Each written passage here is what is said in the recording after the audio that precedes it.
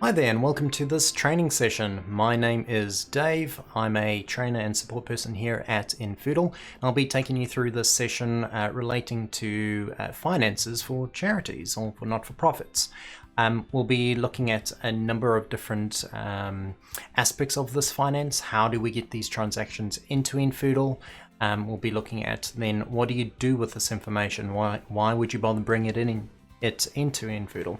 So we'll be looking at the reporting side of things, we'll be looking at the analysis, we'll be looking at the receipting, and the sort of ways that you can manipulate this data so they can be useful to you. We'll also be looking at some of the time savers that you can do as far as taking payments, using Infoodle to take those payments, maybe embedding these forms onto your website, a donation form perhaps, getting those payments coming into Infoodle and getting Infoodle to understand the things like payment gateway fees and handling the receipting side of that as well, speeding up your reconcile process and pushing information to Xero if you are using Xero and so forth. So looking at the ways that finance can be used and admin time can be cut down so that you get more time and more money back where you need it. So let's look at our database now. So this is our training site. The first thing that I want to point out is your dashboard. When you first log in, we've got a number of widgets that you can use. So a widget is these little blocks that you're seeing here. So we've got a calendar widget, a little to-do widget, and a latest notes widget there. Perhaps we want to add our finance widget so we can see finances at a glance. So obviously you'd need the finance package for this, but we click add widget and then we select the finance widget here. So at a glance, we're already seeing some information that's useful to us. We can see that we've had some finances coming in and then this huge spike, and then it's been dry the last few months. We can see any transactions that require reconciling, whether it's from Xero or from an imported statement. And click and reconcile will take us straight to those. So at a glance, we can already see that sort of information. Also just note these widgets are movable, so you can move them around to wherever you want. This is only changing for you as well. It's not going to change it for everyone across the database. It's just your view, your preferences.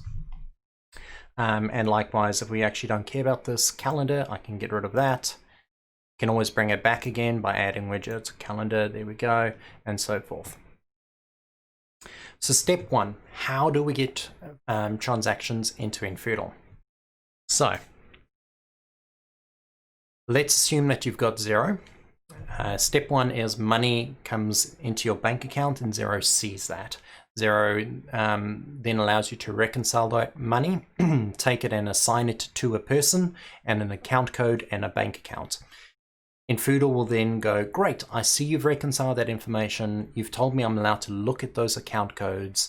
I'll bring that in. So Infoodle doesn't touch bank accounts and account codes you don't want it to. It will only touch the ones you do, and it'll only touch the transactions once you've reconciled them. So once that's done, it'll come down as a batch. We can click reconcile. On the left-hand side here is information that's coming from Xero itself. So I can see the person who gave it, I can see any memo information, I can see how it came in and the amounts. And then on the right-hand side is the Infoodle side. So if you've never reconciled to this person before in Infoodle, maybe they don't exist in Infoodle yet, we would find that person in the database and we would select them there. Infoodle will also recognize preferences. So money coming into this account code generally is tax rebatable, so it's selecting that. Perhaps we want to override that. We can at this stage. Maybe it's GST, and maybe it doesn't require a receipt at all. But let's assume that the defaults are correct. We can also say if it's relating to a particular campaign if we wanted to. And how do we want to receipt this if we are receipting? Is it a one-off receipt, meaning this money's come in and we're going to receipt it immediately?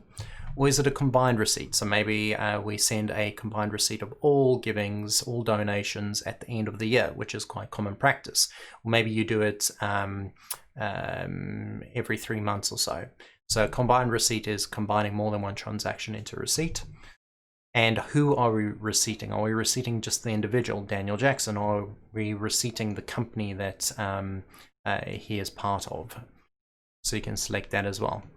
And once you've done that, you click OK, and that money gets reconciled in Infoodle against that name. Infoodle will start to learn these and create links to Xero accounts, etc., and start serving them up as suggestions, start speeding it up.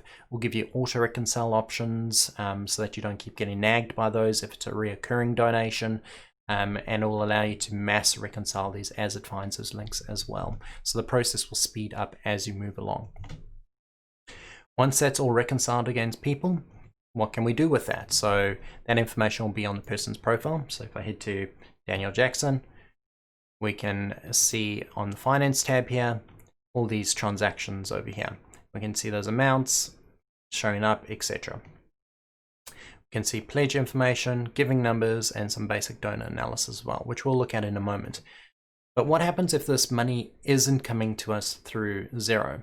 Now, maybe you do use Xero, but sometimes you get a check handed to you at reception and you need to do a receipt immediately before it goes through to Xero, to your bank, before you've cashed it in, etc. So how do we handle that process? So again, under the finance section, we have a couple of ways you can do this.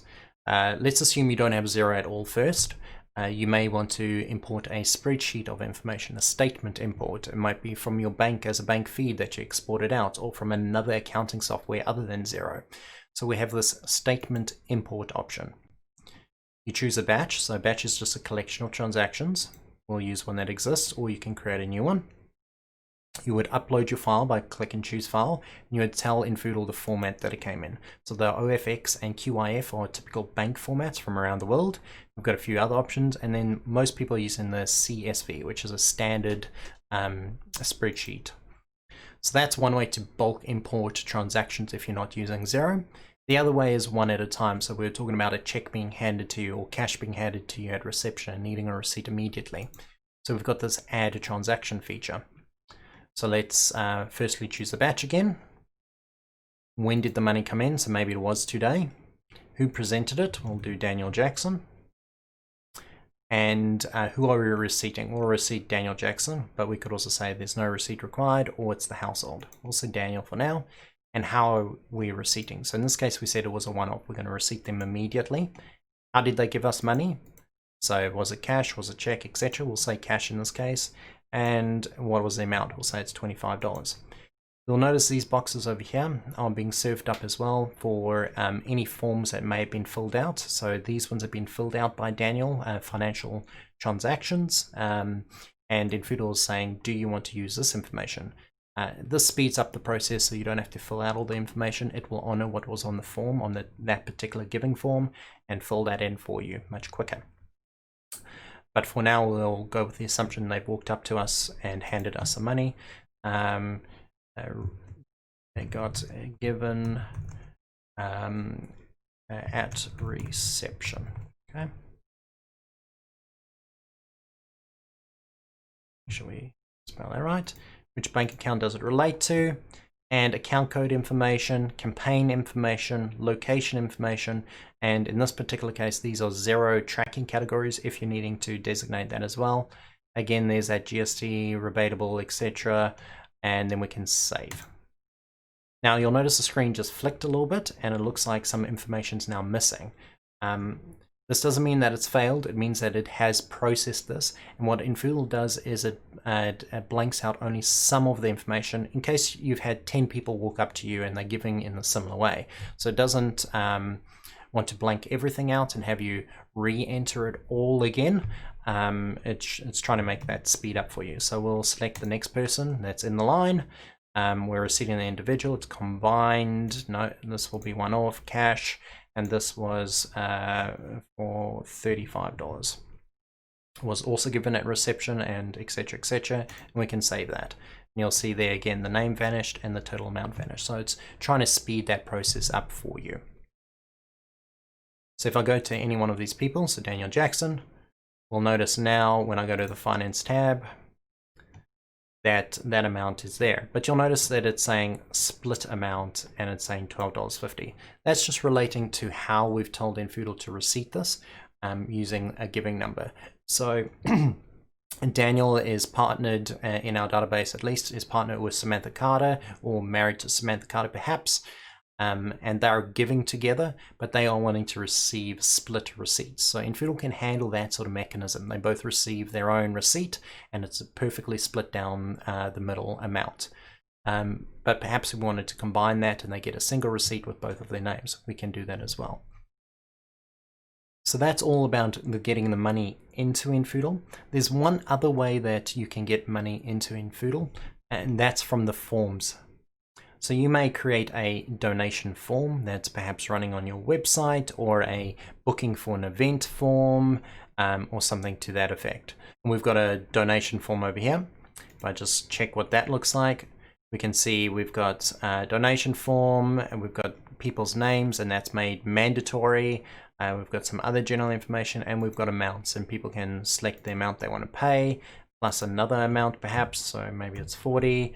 How do they want to pay? So Infoodle integrates with a number of payment gateways, and you can use more than one and present more than one to the person paying, or you can be explicit and say you may only use this one, and it's called credit card payments. So you can, instead of writing Stripe, which is a payment gateway, you could label that to say credit card payment, or direct debit payment, or online payment, whatever's easiest for people. Or you could give them something like your internet banking, and you can have your banking information appear here, or just cash and send them an email saying, please make sure to pay at reception, or whatever it may be. But we'll go with Stripe in this case. Reoccurring period, so maybe we want to give them the option to donate regularly, or we can give them a one-time option. You can select what sort of periods you want. So at the moment we've got 4 different periods, but you can select from a whole host of different periods. First payment and last payment as well. So if I go to one time, you'll notice it just asks you when do you want to make the payment. If we set up a reoccurring, it's going to ask us when do you want to start the payment, and do you want to optionally have it end in a year's time perhaps. So we'll just do a one-time payment in this case, and am I a robot? And then you would click submit. So I haven't filled out all of this information, so we'll just go out of that and look at how that information comes into Infoodle. So we'll look at the responses now. You can see here's a payment that was made by Bob Dylan, big supporter, and we can see his information.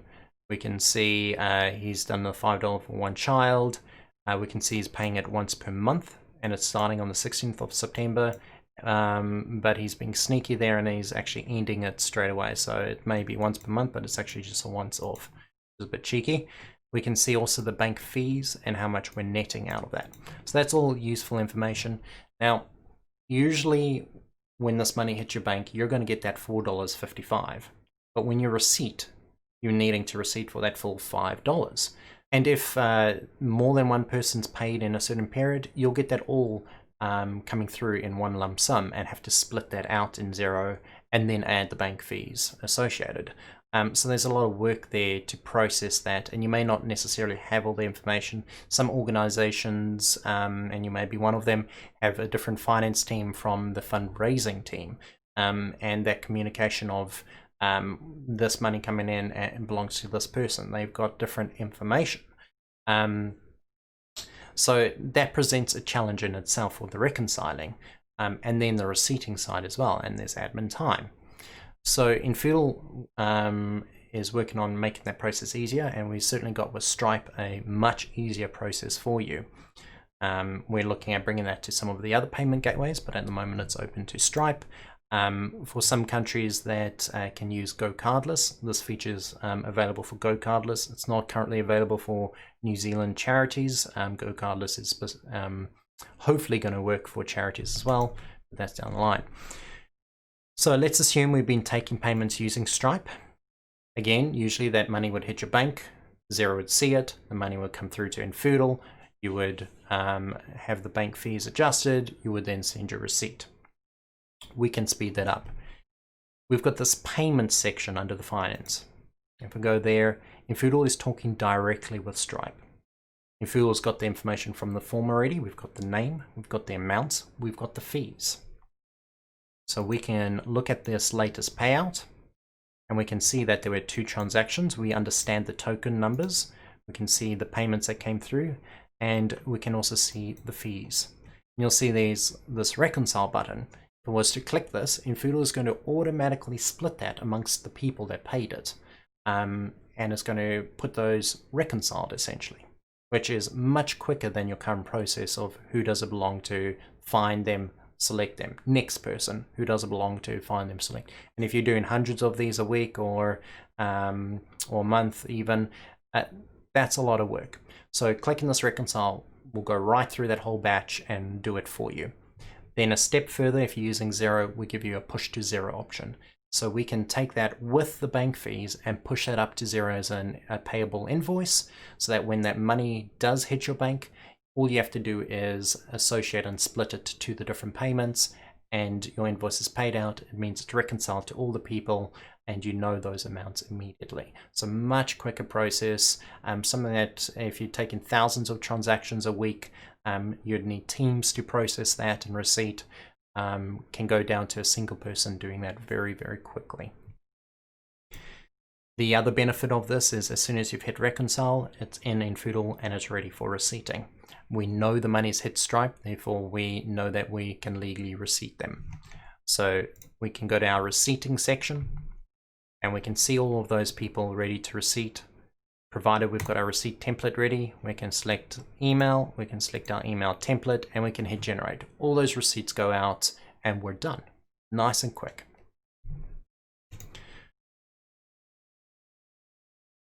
On the receipting side of things, you can have more than one receipt template as well. Maybe you've got seasonal receipt templates or receipt templates that relate to different campaigns that you're doing and you're wanting them worded slightly different, or maybe they are graphically designed in a different way. So you can have more than one receipt template as well. We can preview to see what these look like as well before we send them out.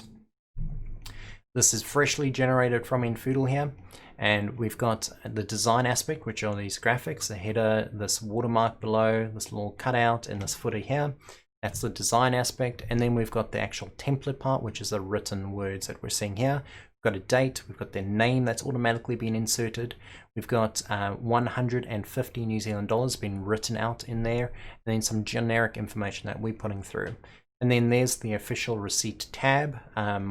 That's coming through as well, with broken down by each transaction, etc. This whole tab is being presented by, being generated by one single personalization called tax receipt. So it's very quick to put together, but we give you the ability to fully customize it, change the layout, etc. So each of these elements, the receipt from, the name, the address, the official receipt, the receipt number, etc., etc. You can split all of that out and stack it however you like so that you can have your receipt look impersonal to you as well. Now, something to note about receipts. Receipts is a golden ticket for communication with your community, with your donors. On average, when you send out emails to 1,000 people, you're going to have a lot of people that it gets to the inbox and they just don't open it. They read the subject and they don't bother opening it.